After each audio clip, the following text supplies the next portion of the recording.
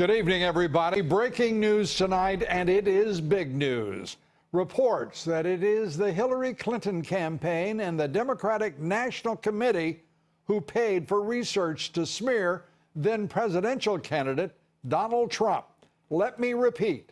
The Clinton campaign and the Democratic National Committee helped fund research that resulted in the discredited dossier against Donald Trump.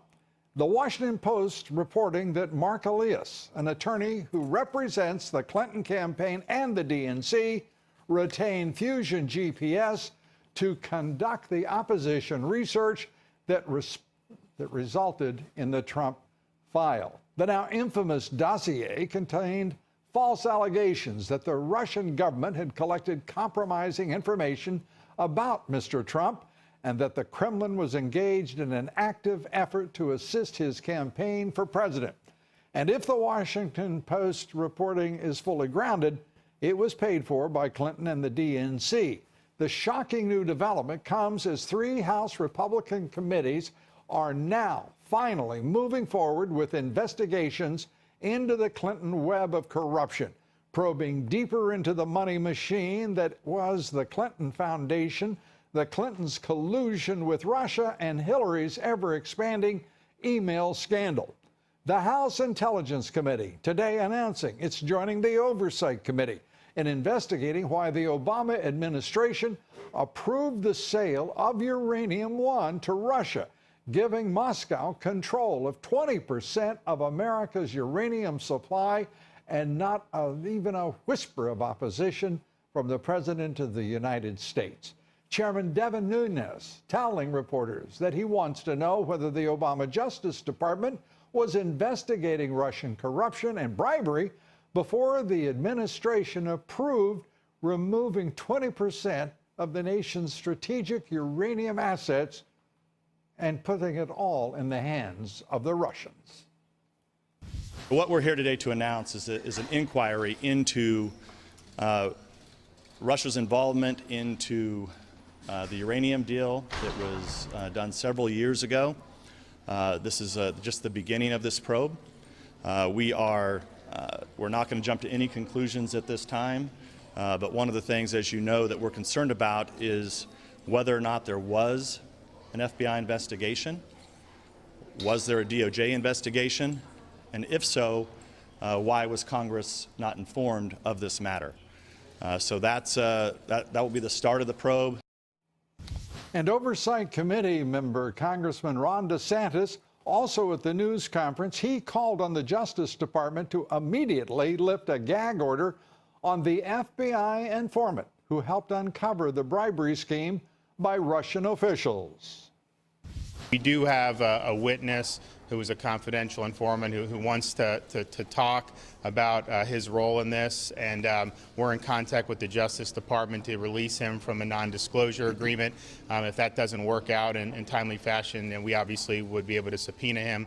You know, on the Oversight Committee, particularly my subcommittee, we're going to be focusing on how the interagency process worked in this. We don't think that it worked out very well, so we have jurisdiction over the various national security agencies, and we want to get as much information as we can, and so we can see what happened.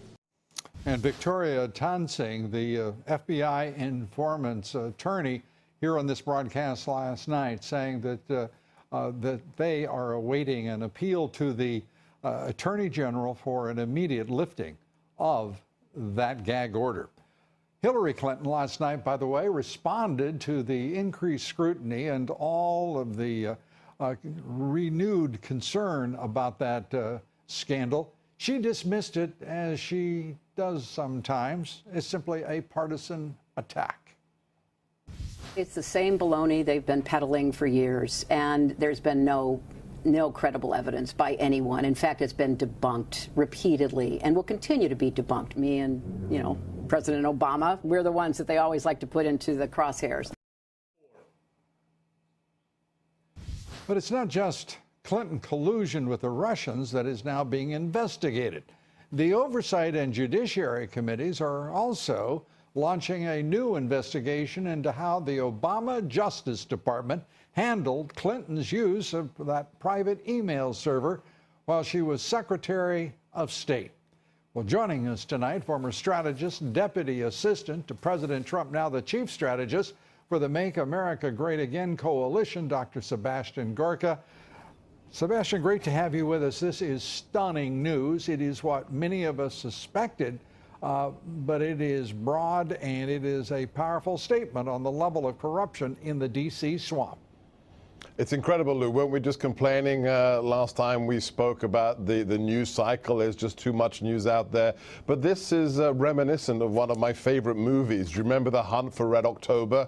A great Cold War movie. At the end, the evil Soviet submarine commander launches a torpedo to sink down Sean Connery's escaping submarine. And what happens? The torpedo circles back and kills him. This is what has happened with the so-called Russia collusion delusion. It was invented, it was fabricated by the left to explain the disaster that was Hillary's campaign, and now it has come back to blast a hole through the hull of the DNC. When this story gets bigger and bigger, we will know just how bad the swamp is, Lou. Now, it is now taken an extraordinary order of magnitude leap, because with three committees now beginning their investigations, as we have talked about from the very incipient point of this, the DNC is at the center of so much. The DNC we knew to be hacked. We knew it to be hacked by Russians. We knew that the DNC had sufficient power to tell the FBI to go away. You're not going to investigate that hacking or the presence of the Russian hackers within the DNC processors. This is an amazing story already, and we don't even have the details. But it goes on and on and on. Lou, it never ends. Whether it's Debbie Wasserman Schultz telling the police that they're not allowed to look at her computers, whether it's the way the FBI allowed one of the suspects in Clinton's server scandal to serve as her counsel, whether it was all the evidence, all the Blackberries, all the laptops destroyed by federal order, or whether it's the then Attorney General meeting with the suspects, the person being investigated, Hillary Clinton, meeting with her husband for a private meeting on a tarmac. I mean, if you read this in a fictional Tom Clancy book, you would say Clancy has just pushed the envelope. This is absolutely unbelievable. This is the DNC today. This is the level of corruption that we have to deal with, in which the president has to cope. This is Tom Clancy night for you, for Red October as well. Yes. The metaphor may be extended. But it's true. This is an incredible thing. This is all true. And you know what else is true? We're watching also the politics of this thing. And by the way, I want to explain to everyone, we're going to have much, much more on the revelations about the DNC, the Hillary Clinton campaign, the false, the infamous Trump dossier, and the role that Senator John McCain played in turning it over apparently to the FBI, when we do not yet know conclusively whether or not the FBI had a role in the creation of that dossier. We're going to obviously try to move toward the answers to that. But no doubt there's a primary role for James Comey, the fired director of the FBI. I want to turn to two developments. And that is Senator Corker going after the president, reigniting a contest of Twitter ferocity. And also Senator Jeff Flake, who's basically said that he can't stand being in the arena anymore, knows his fate is assured, and 25 points down in the polls decided he won't run for re-election. Your thoughts? It's a great day for the Make America Great Again agenda that propelled the rank outsider Donald Trump to the most powerful position in the world. But it's truly disgraceful that these people, who are political cowards, who've realized that they will not be reselected in their own constituencies, what have they done? They've attacked the president. I don't think I can recall in modern history a sitting president being attacked so vociferously by a senator from his own party, questioning his mental capabilities. It's so strange that Senator Corker didn't do any of this when there was a Democrat in the White House. In fact, Senator Corker, let's get the facts out there because they're being distorted. He facilitated the Iran deal. Right. With the Corker Amendment, he eviscerated the treaty requirements of the U.S. Constitution. So the question is, who is this man batting for? Which side is he on? When they run to CNN first, I think that tells you everything you need to know, Lou. Also, when gutless wonders blame the president for what they know is their own sealed fate, which is doom at the polls in the states, they blame the president rather than the voters who they fear, even in deciding not to run, they fear insulting with their true views. Sebastian Gorka, always great to have you here. The tide seems to be turning. There is a change in the wind. I could go through so many cliches. Let us say it is a satisfying inflection point in American presidential history. The winds of change, Lou. The winds of change. Thanks so much. Good to see you, Lou. Sebastian. Much more on our breaking news that Hillary Clinton and the DNC were the ones paying for the Trump dossier, you know, the ones that were the basis in large measure of the special counsel, who now has far less to do, it would seem. We're coming right back with much, much more. We have some new targets for the special counsel. If he'd like to entertain a few suggestions tonight, we'll have them. Stay with us. We're coming right back. President Trump promises that his historic tax reform will benefit the hardworking men and women of America. If we get this passed, which I really believe we will, it's going to bring back, I would say, $4 trillion. We take up the president's battle to pass his America First agenda with Ed Rollins. And another one bites the dust, and there are a lot of dry eyes in the Senate. Anti-Trumper Jeff Flake not running for re-election. The lesson? Take on Trump, you could lose your job, and will likely lose all perspective on your place in the universe. We'll have that story and more. Stay with us. Another swamp weasel is hightailing it out of Washington. Senator Jeff Flake of Arizona today, announcing he will not seek re-election in 2018. Flake, who is polling well behind challenger Dr. Kelly Ward in the Republican primary, showed just how out of touch he is with his constituents by attacking President Trump on the floor of the U.S. Senate. We must never regard as normal the regular and casual undermining of our democratic norms and ideals. The personal attacks, the threats against principles, freedoms, and institution, the flagrant disregard for truth and decency.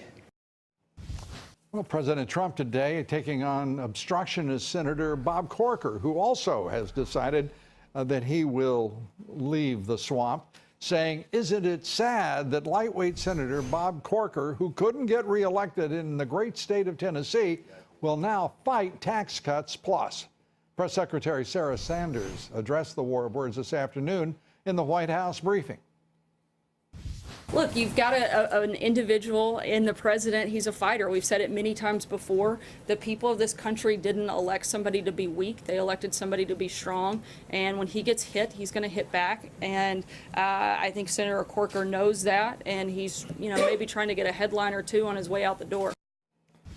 Joining us now, former political director in the Reagan White House, Fox News political analyst, great American head, Ed Rollins. Great to have you with us. Thank you. Thank you. Let's start with what to me just seems some of the sorriest language I've heard from two senators who are obviously running from a defeat that they would experience at the polls in their home states, attacking the president of the United States. But what's absurd about this is the president didn't just get this thing handed to him. He went out and he beat the establishment. He beat the most significant field I've seen in a long, long time to win the nomination, and went on and beat a candidate that no one thought was going to be beatable in Hillary Clinton, and beat her very effectively. So the agenda he ran on is the agenda these Republicans have run on. So the idea that all of a sudden you're going to stand up and attack him on taxes, on health care, and all the things that he's advocating, to me, is just the unique pettiness of sometimes the House and the Senate. Well, these are not what you'd call big men. They are small and petty. They've been beaten by this president, and they're being rolled up and sent out of town. This is not a volitional on their part. In a very short period of time, they'll be totally irrelevant. And I just hope at this point in time that they do the right thing and they vote for the president's programs along with a majority of their colleagues in both the They seem to be in bad places, distant from doing the right thing. They're not showering glory upon themselves with their conduct. I think then it really comes down to the pressure their fellow Republicans need to put on. Again, this is a Republican agenda. This is not Trump's agenda alone. He advocated, he pushed it, but it was their agenda before it became their. Well, let me put it this way. You may say it's not Trump's agenda. I will say it's his agenda, because you know why? There's no 5 people, there's no 10 people in the city of Washington, D.C. working as hard as this president to move this. I don't dispute this. What I'm simply saying is it's not like he came up, he advocated his policies, he pushed these policies, he's making it happen. So at the end of the day, they should be very comfortable with voting for it. Comfortable or not, they know it's the smart, wise, and correct thing to do for the country. Let's turn to this latest news break from the Washington Post. The DNC and the Hillary campaign paid for that smear job, the dossier, the Trump dossier they concocted. And by the way, which is and people should not forget this, that dossier, utterly discredited, was the basis for FISA warrants being drawn. It was the basis of the special counsel.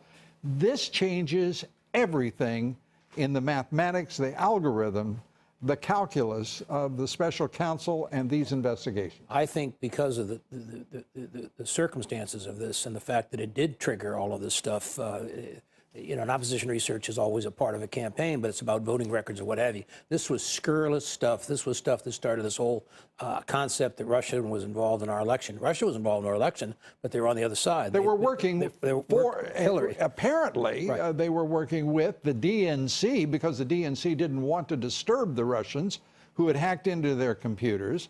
And the DNC is paying for the dossier. The prima facie evidence of collusion rests entirely with the Democrats here. That's the astounding thing about these reversals. And equally as important as a whole bunch of people in the Justice Department right today that should have known if they didn't know, and if they did know, they should be thrown out of the agency. But my sense today is this was the ultimate cover-up, and we need to look right to the bottom of it, and maybe it's time to call a halt to the Mueller report or somehow shift the attention back to where it deserves to be, which is on the Clinton campaign. Mueller seems to be part of the issue here. Comey, the fired FBI director, seems to be part of the issue here. Rod Rosenstein, the deputy attorney general, seems to be part of what's going on here, because there is a nexus at which all of these folks meet, and that happens to be at the FBI and the Justice Department and their roles in the current probe as special counsel of Russian collusion with the Trump campaign. This turns that all on its head. Well, the tragedy of it, though, is for the first 9 months of this administration, it's been a terrible distraction to this president who's trying to move an agenda forward, and it's all wrongly aimed. You have to remember, from the beginning of the Clinton presidency or the non-presidency, she went on 60 Minutes and lied about his affair with Jennifer Flowers that he'd had for 12 years. Her whole concept of politics has been lying about the opposition. And my sense today is there's a lot of people who obviously got fooled by her for many, many years. But this was just a continuation of it. And now they're basically saying, well, we didn't know in the campaign this stuff was going on. And I say to that, that's a bunch of BS. Yeah, and hopefully the Attorney General right this moment is lifting that gag order on the FBI informant who can bring us right up to date on so much of the bribery and the collusion between the Clintons and Russia. There's no excuse not to. Ed Rollins, great to see you, my friend. Thank you, sir.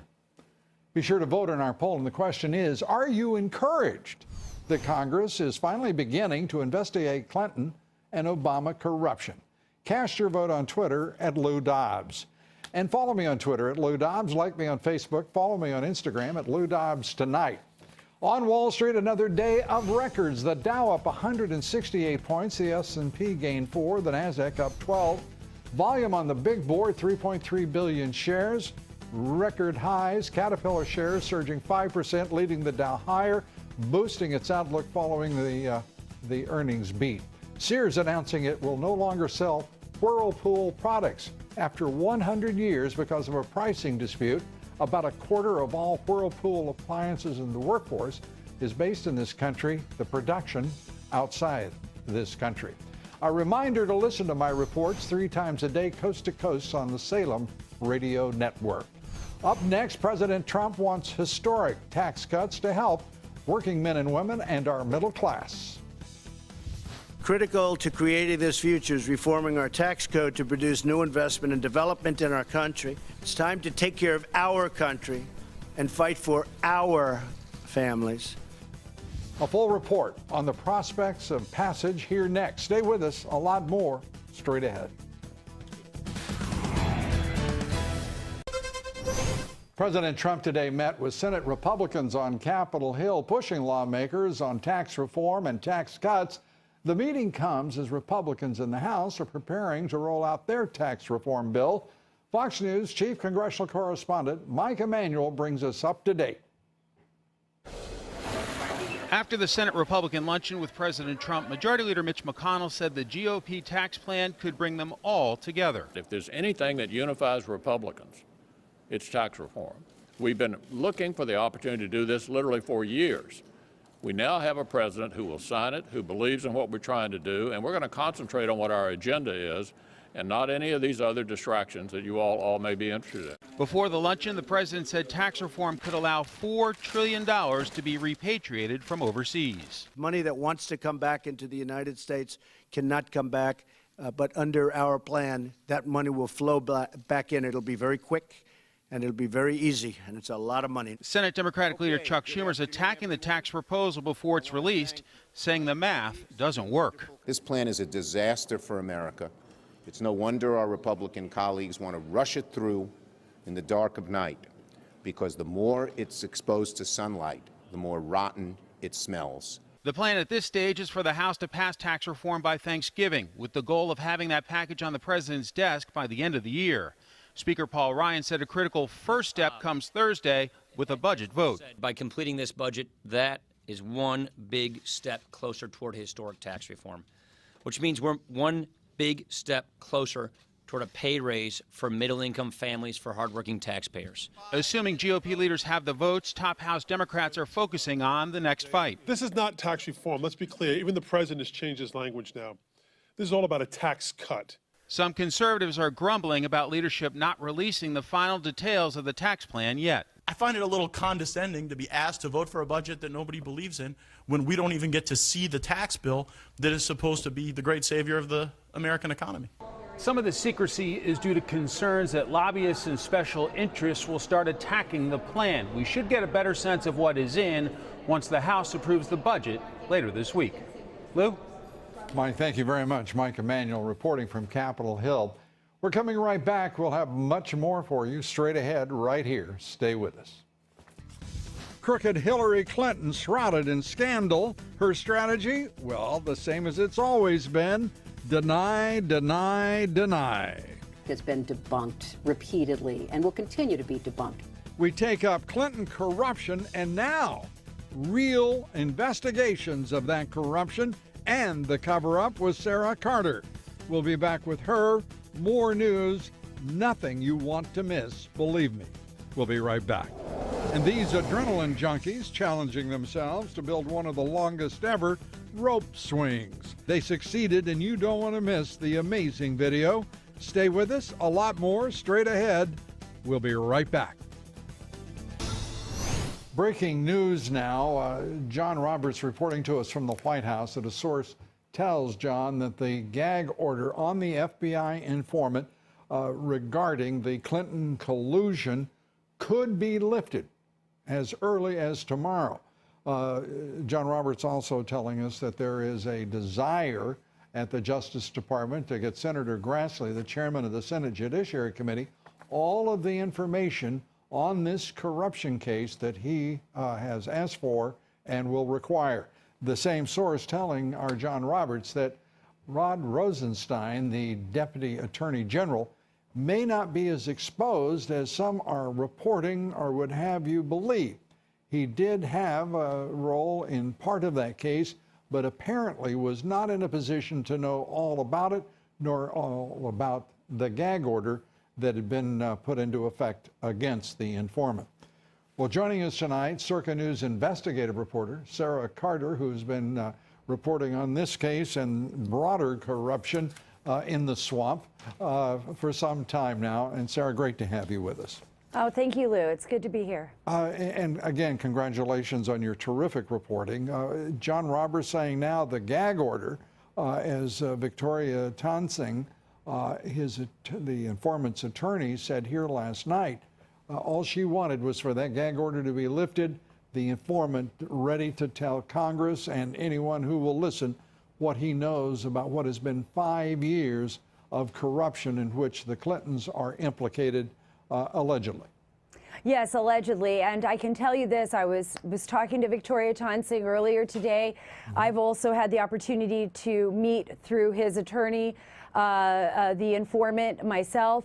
He is bound by a non-disclosure agreement, which he desperately wants lifted so he can talk about his time that he spent as a confidential informant for the FBI for 4 years, during which time the FBI was investigating both the Russian nuclear arm and people associated with it that were committing briberies, kickbacks, money laundering, international money laundering, and affecting businesses here in the U.S., as well as their attempt by Vladimir Putin to expand his uranium global reach. So this is huge news, Lou. This is incredible news because at this point in time, there's never been an actual eyewitness into the Uranium One deal. And also developing today, Lou, as you know, was the announcement made by both the House Intelligence Committee and Oversight Committee, who is backed behind, right behind Senator Grassley and the Judiciary Committee, are now conducting their own investigation into this. Yeah, and credit to them, credit to Congressman Ron DeSantis, who has been pushing hard here, Congressman Jim Jordan as well. But at the same time, it is not movement on the part of the Justice Department led by Attorney General Jeff Sessions. And as you well know, without the grand juries, without the Justice Department engagement on this case, I find it hard to see how we may learn far more, and I expect we will, but we can't really bring to justice the Russians, the conspirators in this country, and the dirty cops and dirty politicians, all of whom were engaged in conspiring against the U.S. national interest. Well, right now, according to sources that I've spoken with, Attorney General Jeff Sessions is very much involved in this right now. I don't want to make any assumptions that he's not going to follow through. I want to sit back and wait, see what happens tomorrow, what develops tomorrow as far as lifting that non-disclosure agreement. Remember, the Justice Department also has to work with the FBI because this criminal case that we've exposed was also started out as a counterintelligence operation. Now, that's considered highly classified. So a lot of the information... Let me interrupt you there, Sarah, because no longer do I believe that many of the people in Washington who represent us, that is Congress and the Senate, are buying the bull, that it's a counterintelligence operation on the part of an also law enforcement agency, namely the FBI, within the Justice Department, in which the usual result is to shroud the truth, shroud those who are guilty, whether it's Benghazi, whether it's Fast and Furious, the IRS case, whatever it may be. The FBI ends up being a cloak rather than a ray of sunshine and bright light on corruption. I couldn't agree with you more on a lot of the points you just made, Lou, but I can tell you this, that Victoria Tonsing, when I spoke with her earlier today, she is insistent that the full NDA be lifted, that he be able to speak freely. She told us the same thing last night. Yeah, so I think this is going to be a push, not a partial lift, but a complete lift, so he can tell everyone his story, and particularly lawmakers who are asking these questions and who are now conducting the first major investigation into Uranium One. I just want the Justice Department to change what has been their culture for so long, and that is to get out of the shroud business and get into the searchlight business, if you will. It's time for the American. I mean, this is the United States of America, folks. This is not the Soviet Union, and we're being treated by this government over the past, particularly 8 years, being treated as if it were a Soviet government rather than an American one. We've got to change this, including the JFK files that come up on the 26th. The president announcing he's going to open those up. Think about this, Sarah. 54 years later. It's incredible. It's incredible. I know there are so many reporters and so many Americans and people all over the world that are finally going to get a chance to see what happened with John F. Kennedy, too. So this is an incredible time. And I think, you know, it's one step at a time, one layer of the onion, one peel back, each revealing something new. Rip it to pieces. I am so sick of this crap. I can't stand it. And I think Americans are, it's just time to quit treating us like mushrooms. And you know exactly what I mean when I say that. Sarah, thanks so much. I appreciate it. Sarah Carter. Keep up the great work. Sarah Carter, Circa News. Please roll the video now. Watch as these daredevils go flying. Wow. Nearly 100 feet above beautiful Lake Tahoe. They built a massive rope swing to go airborne, performing incredible. Look at that. That looks like so much doggone fun. Except I'm afraid that landing would not suit me. Plunging into the water from such heights, skimming over those rocks, gutsy. Look at that. That is terrific. I'm just trying to calculate the odds of me landing feet first rather than belly first. Not good. Up next, new revelations that the Clinton campaign and the Democratic National Committee paid for that discredited Trump dossier that was the basis for FISA warrants, the special counsel, and so much more in the way of just simple, corrupt misdirection in the D.C. swamp. We'll take up the latest developments on Fusion GPS. Greg Jarrett joins us next. Stay with us. Joining me now, Fox News legal analyst Greg Jarrett. Greg, let's start with the revelations today. The Washington Post reporting that now we understand who was behind the Fusion GPS special dossier. It was the Democratic National Committee and the Hillary campaign, and they have been so pure. It is pure as the driven snow. It's just extraordinary. And you know when I knew they were in trouble is when Hillary yesterday started saying it's debunked, it's over, it's, you know, she had to make a special point, and it is only as of this week beginning. It's all a vast right-wing conspiracy. Remember that? You know, the Republicans are the ones who forced Bill Clinton to have sex with a White House intern. Here's how I see this. Christopher Steele, the British spy who composed the dossier, got a lot of his information from the Kremlin. And so he and I think what we should say is made up a lot of his information. Yeah, exactly. Because purportedly. To borrow Hillary's word, it's been debunked. Yeah.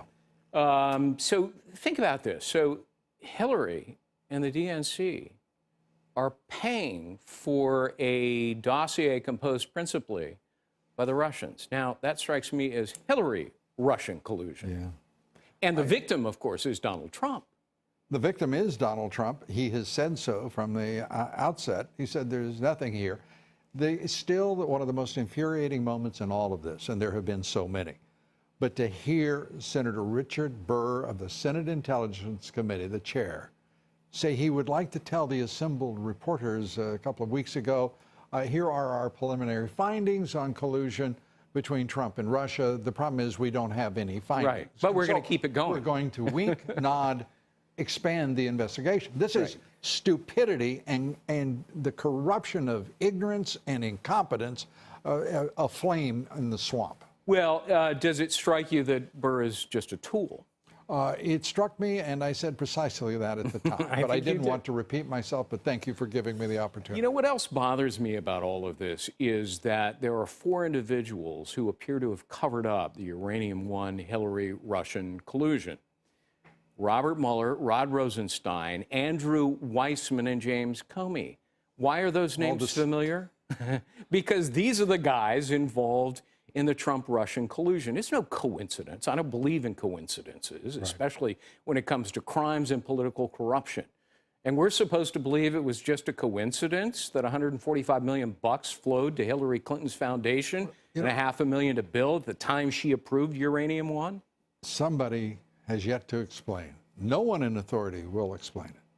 How is it that on its face, the United States government under President Obama could rationalize in any way selling to Russia, of all nations, 20% of American uranium?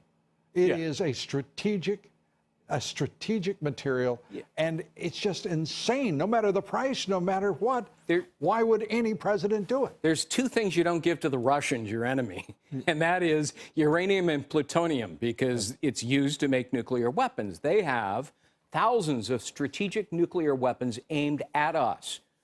So, oh, great, let's bomb ourselves. We gave them the nuclear materials. Well, as you recall, President Obama had a lot of very similar brilliant ideas in the course of his 8 years in office. Yeah. Very quickly as we wrap up, your sense of how large the development today, finding out Fusion GPS was paid by the DNC and the Hillary campaign for the opposition. Well, it's enormous because, first of all, I was glad it came from the Washington Post, the liberal Washington Post, because now the liberal media cannot continue to ignore this the way they have over the course of the last 10 days. Yeah, it's an amazing moment. We finally got where we belonged a year ago. Yeah. Thanks so much. Appreciate it. My pleasure, Lou. Up next, a big win for the public's right to know. The final set of documents on the Kennedy assassination to be released this week. Presidential historian Doug Weed joins us after the break to talk about the importance of President Trump's decision to release those documents after 54 years. Stay with us.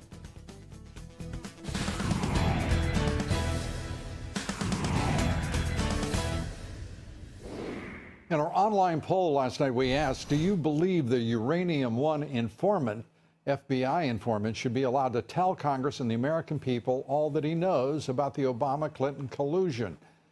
99% of you, 99% say absolutely yes. Joining us tonight, author and historian Doug Weed, former special assistant to President George H.W. Bush. Doug, great to have you with us. The president deciding to let these 54 these documents have been sealed for 54 years, release them to the public. A great decision? A great decision. Let the sunshine in. People are so sick and tired of cover-ups of Benghazi and cover-up for the Clinton scandals and cover-up for the elitists, the insiders. It's like they're princes and lords. They deserve to be in the Senate. How dare the people actually vote for someone else that they haven't approved? You know, George W. Bush, my buddy, when he was elected president, one of his first executive orders was to extend the amount of time that presidential papers could be withheld from the public. Yes. Donald Trump's first executive orders were jobs. It's about time to show some respect for the people and not treat them like children. Yeah, and the populace who supported this president, put him in office, and who are counting on him to save the republic have got to be mightily encouraged by this decision. The question now becomes, for all the conspiracy theorists out there, what will the CIA do? What will the FBI do? What will the deep state do with this information? And the first question is, was there one assassin or more, Doug?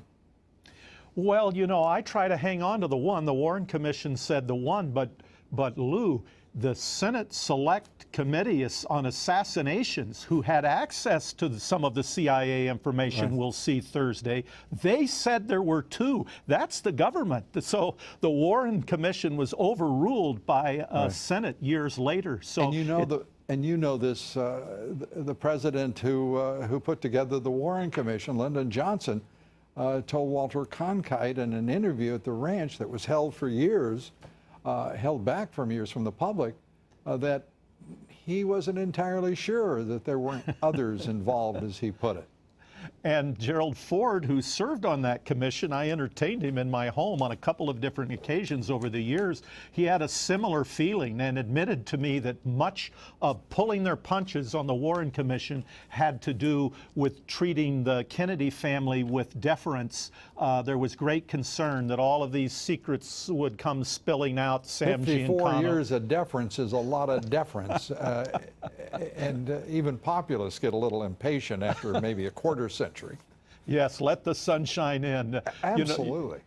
You know, Napoleon says that history is that version of events that people have decided to agree on. History isn't the truth. It's a version of events people decided to agree upon, and usually it's the elitist who make that decision. Let's hope some of these documents will turn us loose. I don't expect it to immediately answer the question. I don't think that'll be answered in my lifetime of who did it. But we're going to have to find out, Doug, because it's coming up quick, and we're out of time, and we appreciate your views. Thanks, Doug. Come back soon. Good night from New York.